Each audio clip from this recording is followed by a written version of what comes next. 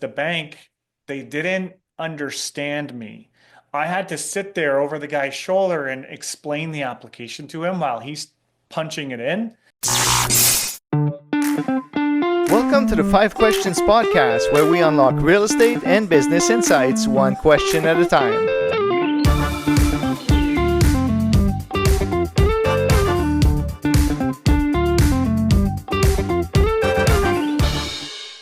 Welcome to the Five Questions Podcast. I am your host, Mario Lamar.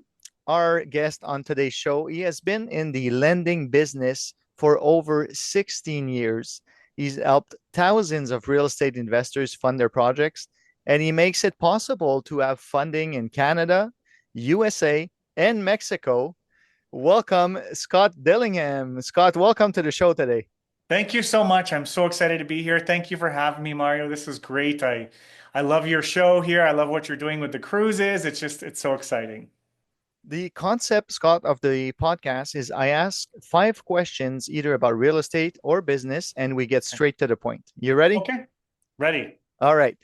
So my first question to you, can you start from the beginning and can you share maybe your story on how you started in the real estate lending industry 16 years ago, and maybe what sparked your passion for assisting investors?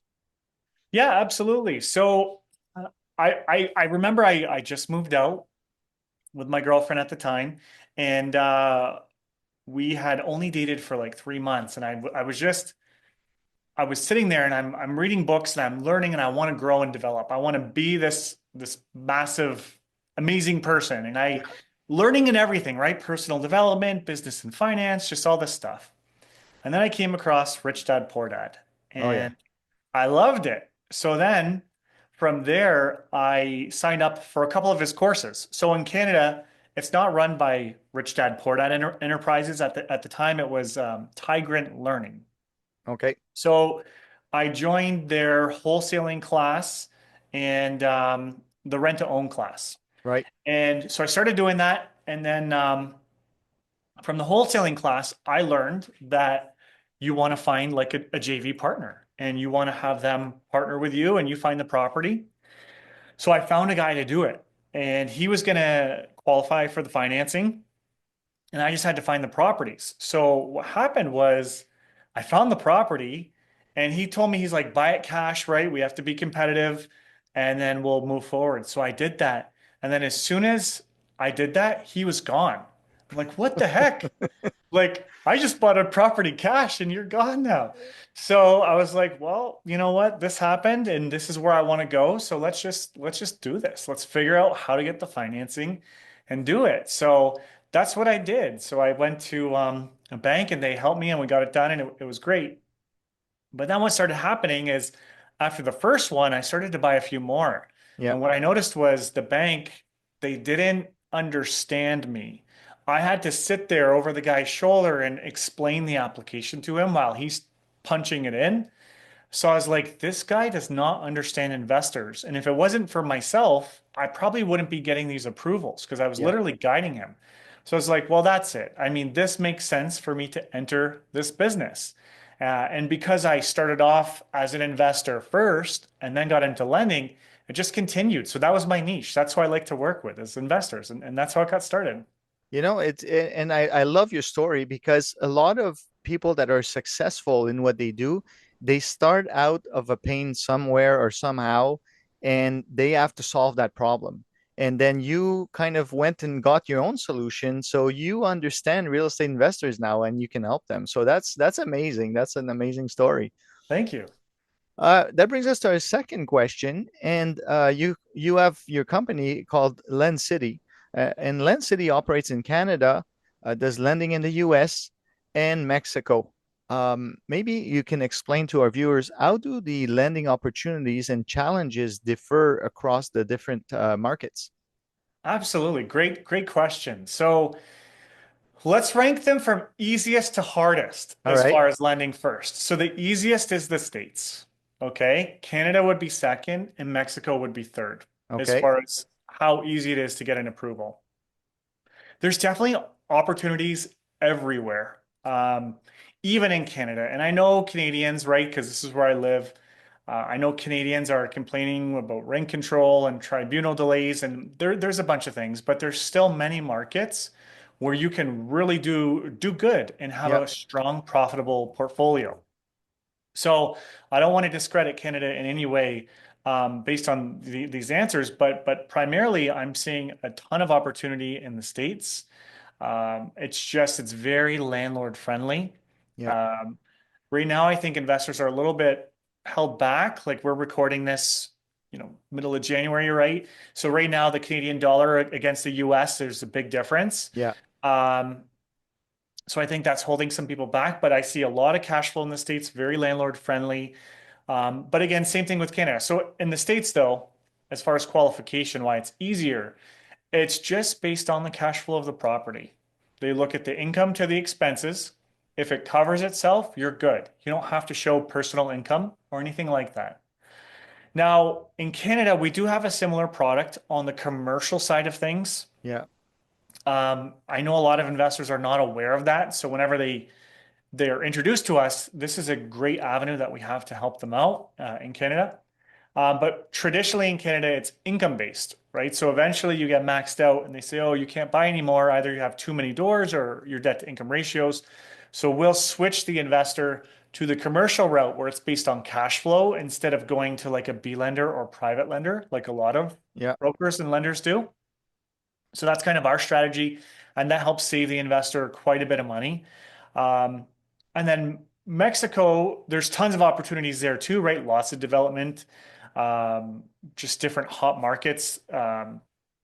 So we're seeing a lot of that's more of a lifestyle purchase we're seeing people make, but they're renting out the properties, right? Whether it's Airbnb or whatever. When they're Um, not using them. Yeah. yeah, the challenge with Mexico though is it's very much income based. And also, none of our lenders will even use rental income to help you to qualify. So when you're buying a rental property there, they won't use any rents. It's just your income. So Okay. it's so much harder to qualify for based on that because you're kind of at a handicap. Now, they will use your existing property's rental income, just not the subject property. Right. So bit challenging, right? So people that want to buy in Mexico, I say, right, show me the money, show me your income. But in Canada, right, we can go commercial without showing income. In the US, that's how it is everywhere. So it's Yeah. it's pretty cool. Seems to me like you have solutions for people who wants to invest a little bit everywhere. That's the goal. That's our goal. And everyone on our team has their own niche Yeah. in what they do, right? We have people that specialize in developing properties. We have people that specialize in multifamily, student rentals, right? Like flipping. It doesn't matter what it is. We have a team member for that. And that's what makes it much more easier to work with someone who has a team, like you said, who specializes in different niche because it's not everybody is the same. So having a partner like you, like Land City, makes it a very, very positive and a plus to have you on their team to find solutions. Absolutely. Um, but question number three, if somebody is starting in real estate investing, so if they're new, what advice would you give them or would you give about securing financing for their first rental property? Yeah, no, that's great. So, I mean, one of the things that I did personally, right? And this is Canada speaking, but like this property, I moved into it for a short period of time. And then I moved out and I moved into another one. Yeah, And so when you move into them, you can tap into 5% down. Now you've got to stay there for at least a year. But that's kind of what I did to help me get started. Because when I first got started, I didn't have the capital, right? yeah, So that was kind of what led me. And then the properties appreciate, then you can refinance them, right? And then it just kind of grows and grows and grows. Um, so for me, that's where I started. But I think really the most important thing is setting up the proper team. And mortgage lending is only one part of the team. I encourage an investor to get a property manager, even on property one. And I encourage them to have a game plan yeah, because a lot of new investors, they get excited, right? The concept of making money, passive money, right? They get excited. And it's really not that passive, depending on how you do things. yeah, But I think that having the property manager is awesome. I saw so many people quit investing because they tried to do it themselves and they got a really bad tenant that ruined it for them. Yeah. Where that problem could have been avoided with the proper team, right? And they'd still be investing today.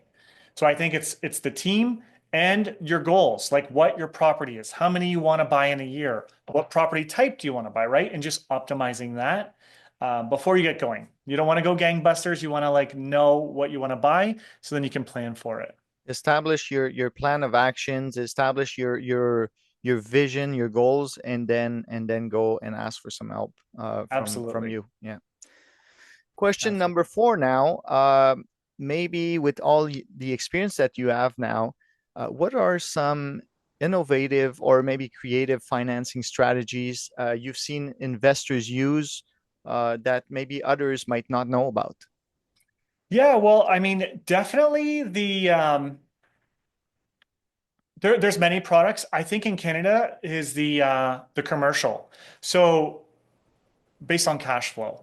A lot of people don't know that. So like when I worked at a bank, I first started on sort of residential, but as you get going, you get to learn stuff. Yeah, So I was discovering that I'm running these deals and they're not working, but then the commercial team's getting them done. And I'm like, how is this possible? Right. yeah, So yeah, that's actually where I learned about the cash flow model.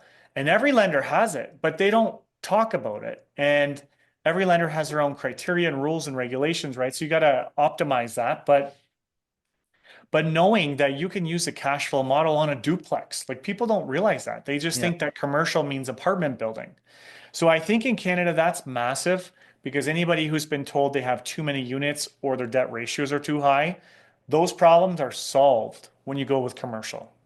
The downside, right, is the rates are pretty similar, but there's fees to set it up. Because in commercial, even the people at the bank, they're paid on commissions and stuff. Yeah. So there's fees, right? So that's you got to pay to play. But I think that's the massive one. And then obviously the that same program in the States is just phenomenal.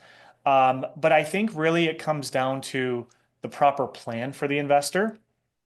Because if you can go, let me take a step back. You can actually go and apply for your mortgages in the wrong order. And when I mean order, I mean like the lenders that you go with are in the wrong order. And that can actually limit your approvals. A lot of Right. people don't think that. They think, oh, I'll just go to my bank. They got me approved. I'm good. But, and I won't name names here, but let's just say a bank with a green logo, right? They're going to want to do five properties for you. Right. And that's their max. So five could be elsewhere or five with them. It doesn't matter. Once you're at five, you're You're done. done. Now, this is residential side, of course. But there's a bank with a red logo and they'll do five, but they don't care how many you own in total. So if you go to the green bank first and then go to the red bank second, now you've got up to 10 properties if you qualify, right? But had you went to the red bank first, the green bank won't be able to help you at all. So now you're at five. Do you see what I mean? So I love talking strategies like this with a specialist like you because see, even you just taught me something right now that you still can go to two A lenders, but in different orders, and you'll get different results. That is Absolutely. amazing. Yep. Absolutely. And people don't know that either, right? It's just they No, just want to get the deal approved. And quite often, they'll try to go for the who's the lowest rate. And we do encourage that. But at the same time, it might make sense to take a little bite and get that little bit higher of a rate so you can optimize how many properties you can own, right? Because residential, if you can max out on that side first, it's yeah. better, right? Because you save those fees. And that's why it's very important, like we said at the beginning of this question, to explain your vision to the specialist or what your plan, because you become one of their partners, right? You guys are going on a journey together. And depending on what the vision is, you might take different steps. So, Absolutely. well, it brings us, Scott, to our last and final question for today. If for investors looking to diversify into international real estate, like Mexico, like US, what are the key financing consideration they should be aware of? We talked a little bit about it, but is there any other things you can give our viewers? Yeah, we'll dive a little deeper. So, in the States, It's completely opposite from Canada in the sense that the pre-approvals are based on the property first and the borrower second, right? Because again, it's based on income. Yeah. So a lot of Canadians have a hard time wrapping their mind around that. Once they get it, it becomes very clear. But they're used to providing income documents, showing credit history, like all that stuff first. And that's not the case. So really step one for pre-approval to get financing in the States is let's look at the property. We'll run it through all the lenders. We'll show you what rates and loan to values the property qualifies for. Yeah. And then if it works, then you move forward. So that's something I would say to wrap your mind around that. Also, I will say it's best to buy in an entity in the States. We can do personal name, okay, but it's been very clear to me. Now, I'm not an accountant at all, but all my accountants that I work with have told me that if you're buying in your personal name as a Canadian, that you will be double taxed from the States and from Canada. And again, ask your accountant for tax advice, but that's what they're telling me.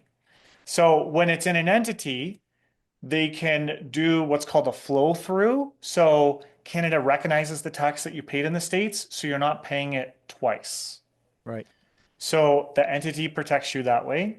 And I know the banks are big on trying to finance, like a lot of the Canadian banks are pushing and getting into the US market, but they only allow personal name loans. So it creates liability for the investor as well. Because in Yeah. the States, as we know, everybody sues everybody, right? You hear Yeah. about it. Oh yeah. It's a practice. It's a It is. habit. So you want that liability protection. So that's what I would say for the States. For Mexico, this is more of an awareness thing, but by being aware of it, you can help, you can set it up properly. But Mexico, and I believe it's like 50 miles inland from water, no foreigner is allowed to buy. Oh, Okay. Unless it's done through a trust. So they okay. set up a trust, and the lenders can help facilitate this that we work with. But you get your trust set up, and then because it's a Mexican domiciled entity, now you're allowed to buy waterfront properties. So that's kind of like it's a legal workaround. But it's important because you want to set up the trust the correct way. So Yeah. you're having also the most tax advantage, strategies. So speaking to an accountant and knowing that that's a possibility, that's there.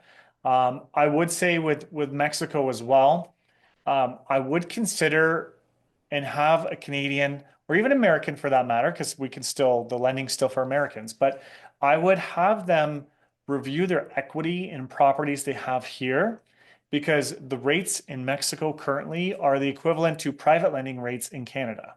Okay. So it's higher, but it's because it's Mexican money and there's not as many banks in Mexico. Yeah. It's not as liquid, so it has a higher interest rate. But we're dealing direct with those lenders. So it's, if there was somebody from Mexico applying for their own loan, you're actually getting the same rate from Canada. Okay. So there's no penalty. It's literally the same. But if you have equity here, it's going to be cheaper for you than accessing it there. However, tapping into equity there, like I don't think you should own properties free and clear there or in the States for that matter, because it doesn't allow you to scale. It's dead equity if it's Yeah. just sitting there, right? So Scott, it was a pleasure talking to you today. Great insights from, somebody starting into real estate, out to get their first financing.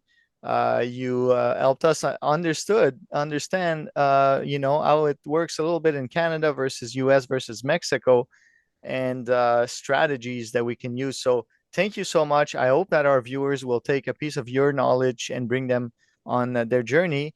And we are going to put your links also in the description. If anybody wants to work with Land City, maybe you can give them the website or how they can reach you very easily. absolutely, yeah. So it's just lendcity.ca is our global website. And then my direct cell is 226-348-7884. There you go, guys. Now don't call Scott for a dinner, a Saturday night dinner. He's pretty busy. But if you need help with your lending, call Scott. He's your man.